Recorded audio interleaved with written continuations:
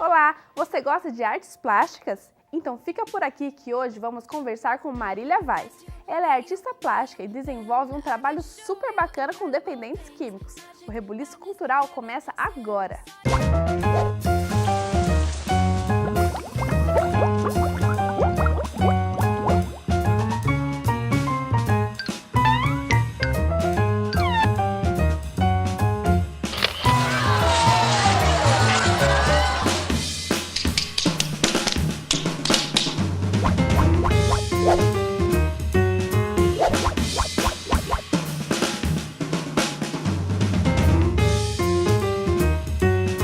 Olá Marília, seja bem-vinda ao Rebuliço Cultural. Prazer ter você aqui.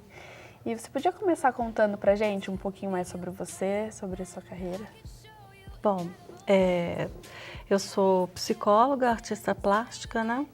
E eu acho que consagrou mais o título de artista plástica foi o busto, né, do Padre João, da Matriz, que eu fiz em 94, no ano que ele morreu. E esse busto, ele ficou na praça, entre a praça e a Matriz, na rua, né? Durante uns 10 anos, uns 12 anos. E ficava o camelô, né? Em volta, muito tempo. Ficou muito tempo o camelô em volta. Agora ele está nos degraus da porta da Matriz.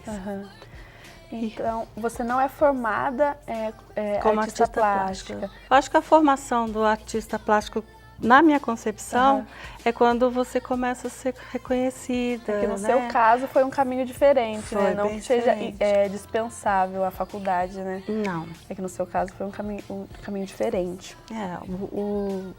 O artista, na realidade, é uma coisa dele, né? Agora, a formação, ele entrar para o caminho da arte, tem várias formas, né? Tem várias formas. E você fez uma exposição na unidade do Aquários aqui da Univap, né? Como é que foi essa exposição? Então, essa exposição, eu fazia bastante tempo que eu não pintava, estava afastada da arte, né? Fui para a faculdade, fiz a minha especialização em psicologia. E teve bastante coisas que aconteceram na vida, ao longo da vida, e esqueci da arte. Aí, um certo dia, eu estava passeando de férias, né, na praia, em Paraty. Cheguei em Paraty, eu conheci um artista plástico pintando no ateliê na beira, assim, do porto, né, uma felicidade. Falei, nossa, fiquei assim, meio encantada com a situação, né. De estar trabalhando, vendendo, né, fazendo todo um trabalho bonito. Aí eu fui para casa, comecei a pensar naqueles trabalhos dele, comecei a investir em algum material.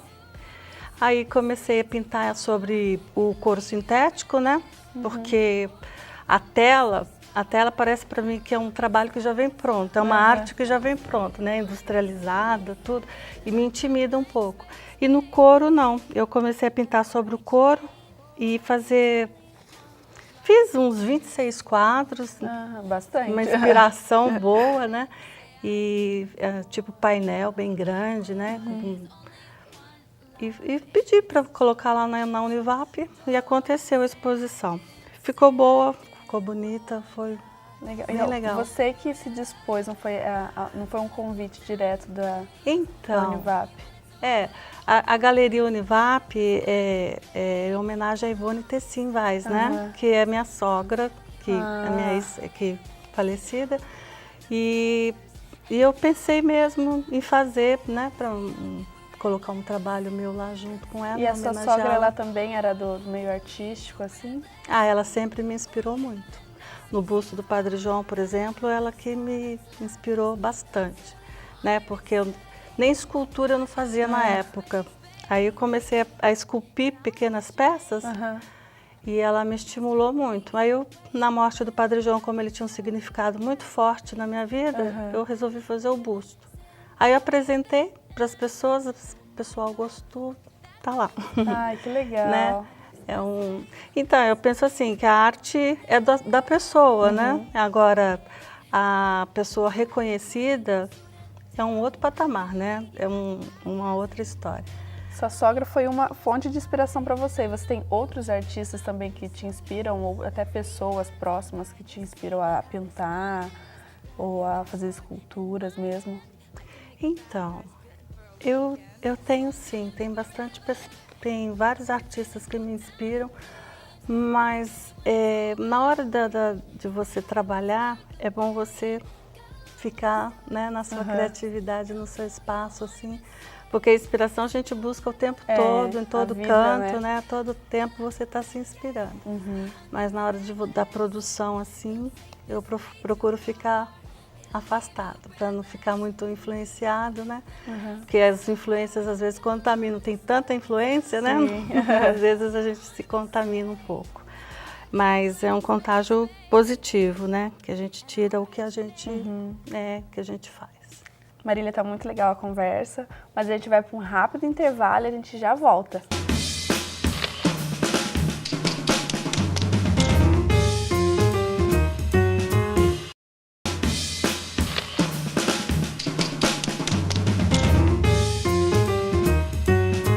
Voltamos com o Rebuliço Cultural. Hoje o programa recebe a artista plástica Marília Vaz. Marília, você tem um projeto com dependentes químicos, né? Conta pra gente como é que é esse projeto. Então, a dependência química, depois de formada, eu comecei a trabalhar com casas, né, de dependência química. E são desafios jovens. Eu fui trabalhar como voluntária em vários desafios jovens para poder enriquecer um material que eu estava produzindo, que é da metodologia, né? Porque hoje em dia está tudo por fazer em relação à dependência química, que mudou toda a forma de tratamento, essa questão do antimanicomial, que é proibido ter manicômios, que antigamente o dependente químico vivia, né, nesses espaços do manicômio. E o Desafio Jovem, ele é uma produção das igrejas protestantes, que são a própria família, junto com a comunidade religiosa, que monta essa casa, né?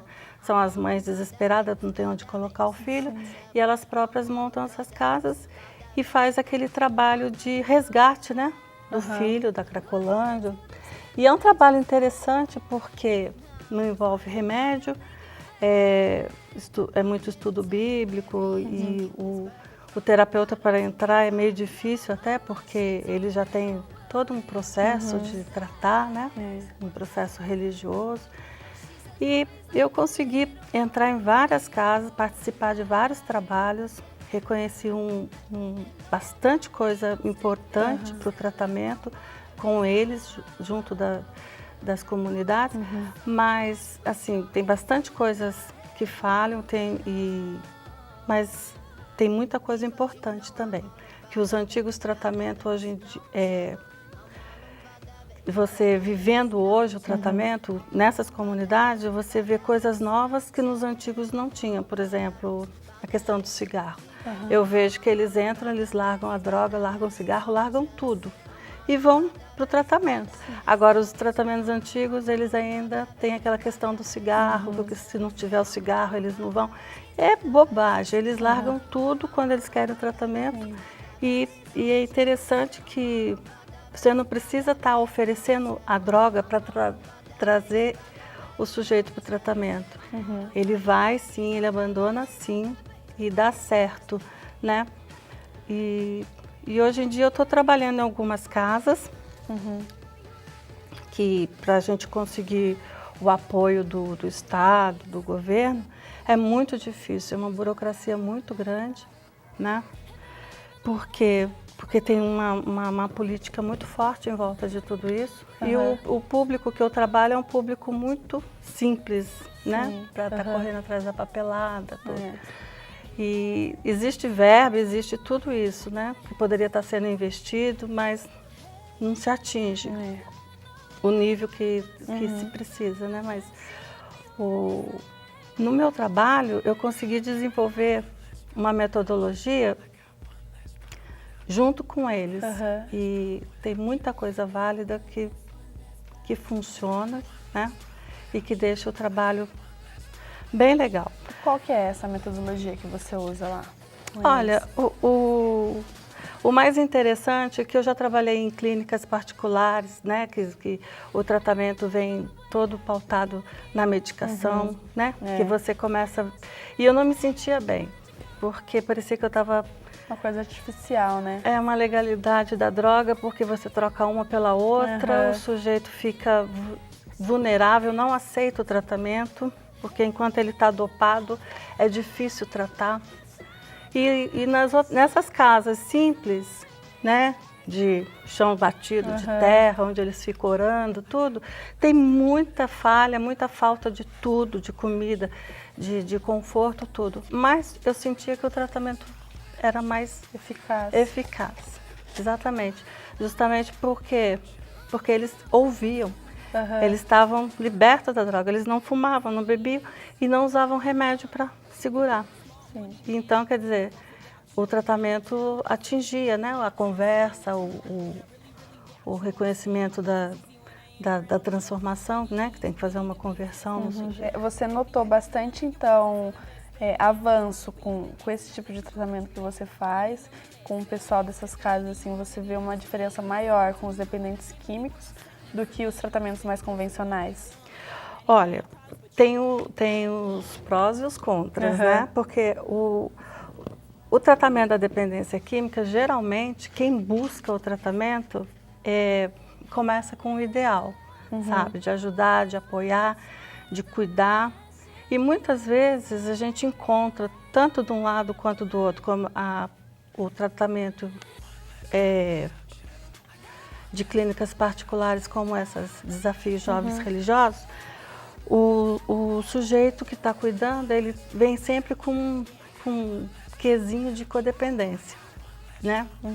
Que ele passa como ele começa como um cuidador, no final ele fica como um sujeito que mais ataca do que cuida, priva, faz um certo... Às vezes eles colocam o tratamento como uma coisa assim que não precisa, né? Porque o sujeito ali, para ele, tem outros interesses no sujeito do que o tratamento, né? Que é a mão de obra barata, que começa umas explorações por fora que invade o tratamento e atrapalha, né? Mas todas as formas de tratamento, existe essa coisa que a gente tem que trabalhar, que se chama a psicologia institucional, né? Que você vai avaliar o sujeito, o cuidador, né?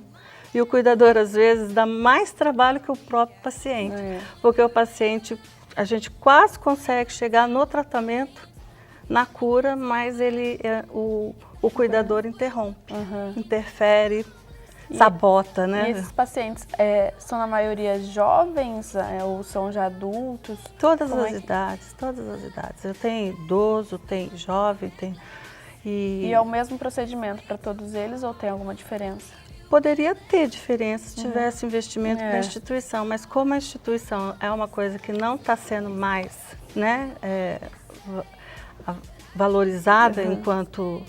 Né, porque na Argentina diz que não tem mais, né? O antimanicomial não tem mais instituição, não tem nada. É tudo um tratamento indiferente, distanciado de qualquer tipo de instituição. Mas aqui no Brasil, a gente ainda trabalha, né, com essa parte de instituição. Eu acho que tem os prós e tem os contras também da instituição. Tudo tem, né? Porque existem famílias que não vão dar conta. Tem famílias que precisam, né? E o sujeito, para se tratar, ele precisa se afastar da família, porque a família não vai dar conta. E vai ficar aonde? Na rua, né? Por isso que a Cracolândia cresceu mais do que as instituições, né? Porque a família não dá conta. Porque enquanto tinha manicômio, ficava aquele depósito humano lá, sem ninguém olhar, sem ninguém... Tudo misturado. Tudo misturado, um falso cuidado, né? E agora está pior do que antes, porque o falso cuidado está bem exposto, né? Está jogado na rua. Para qualquer um ver. Para qualquer um ver. de repente tem um lado aí que... nos acorda a A sociedade, né? que é o mais importante, que é a prevenção, né? Porque se não tiver, se a sociedade não acordar, não abraçar a causa, não tem por onde, não tem como tratar. Porque é a dependência química é uma pandemia, né? Uma coisa que você... Não é mais uma coisa... Qualquer um está sujeito, Não é o problema do meu vizinho. Ela já deixou de ser o problema do meu vizinho há muito tempo. Então, se a gente não parar de enfiar debaixo do tapete o dependente químico, esconder da sociedade, porque é uma coisa que é marginalizada, né? É uma coisa que deixa a sociedade triste, mas a gente tem que abraçar a causa, sabe? E, assim, não é ele que é o bandido que vai me roubar, né?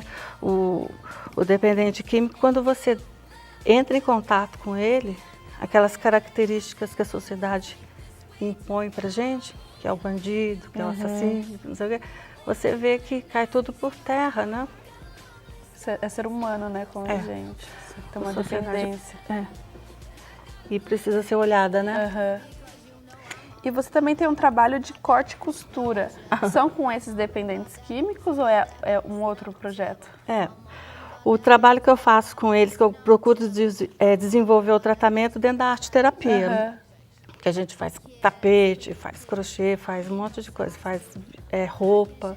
Esse vestidinho, por exemplo, é uma produção lá da clínica. Legal. Né? Eles adoram. Os homens é muito interessante, porque os homens é os que mais gostam, né? Eles pedem para fazer, doutor, a senhora não trouxe minha agulha do crochê.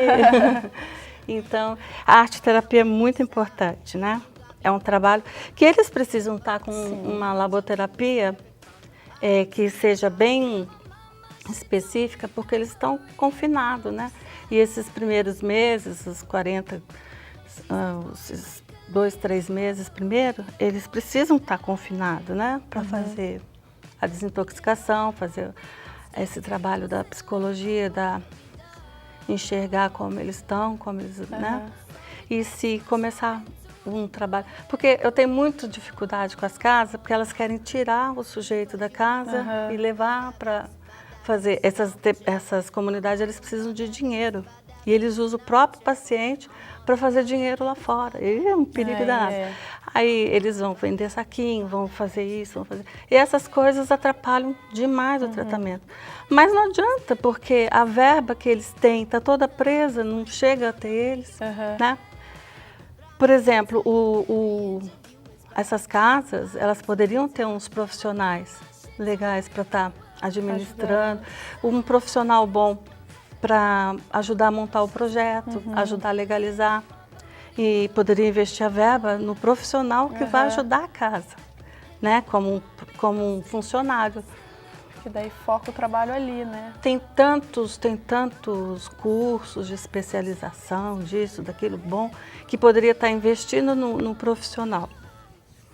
E eu vejo muito assim que a dependência química assusta muito as pessoas, né? As pessoas não querem estar lá no meio, né? E eu, ao contrário, eu queria estar lá no meio, né? Eu pegava meu carro, ia trabalhar de graça, às vezes eles me pagavam 200 aqui, 200 ali para pagar minha gasolina, mas o meu trabalho era mais de pesquisa e para montar essa metodologia e fazer entender, né? Entrar no assunto, né? E você está fazendo um livro, né? Montando um livro. Então, é voltado para esse assunto também? Também. Esse livro que eu estou desenvolvendo, ele vem falar da morte, né? Que a droga causa, né? Morte, suicídio, tudo que a droga causa no adolescente, na criança, e falar sobre a droga lícita e a ilícita, né? Porque as duas são da mesma família, é um assunto que não tem que estar dividido, né? É um assunto só. A única verdade é que elas matam, né? Tanto a lícita quanto a ilícita. E a gente tem esse problema social muito grande no Brasil, né? Que eles chegam para mim e falam assim: ai, mas a maconha é tão legal, eu me sinto tão bem com a maconha. Aí eu deixo eles fazerem a apologia deles um tempo, aí eu pego e vou, faço o contra-ataque, né? Falo assim, pois é, a nossa sociedade ela é tão maravilhosa, tão rica, um Brasil tão cheio de tesouros, né? E a única coisa que é liberal pra gente, que está liberado pra gente, é a droga e o controle da natalidade. Por que será, né? Que nós estamos tão expostos a esse suicídio coletivo, né? Porque essa apologia só cabe aqui para nós na América Latina. Lá as fronteiras estão todas fechadas, armadas, né? E a gente aqui está sofrendo desse jeito. E eles entendem bem, o dependente químico, o adicto, ele é muito inteligente. Ele tem a parte dele bem preservada, intelectual. Dá para a gente discutir as questões sociais bem a fundo, sabe? E parece que isso mexe bastante com eles. A cultura, a falta de cultura é o que mais joga o sujeito, né, nessa estrutura toda, nesse suicídio coletivo, né? Marília, muito boa a nossa conversa. Por mim, eu ficava aqui, a gente teria um tempão para conversar, mas o programa está encerrando. Obrigada pela sua Obrigada a vocês. vinda aqui. Você quer deixar algum contato seu para o pessoal de casa? Então, hoje eu estou na Impactare, que é uma instituição na Vila Industrial, masculina, tá? E a gente está pretendendo agora montar uma feminina. E as outras eu deixo quietinha, porque elas estão ainda em formação. Obrigada. Tá bom? O Rebuliço Cultural vai ficando por aqui. Muito obrigada pela companhia de vocês aí de casa. Tchau!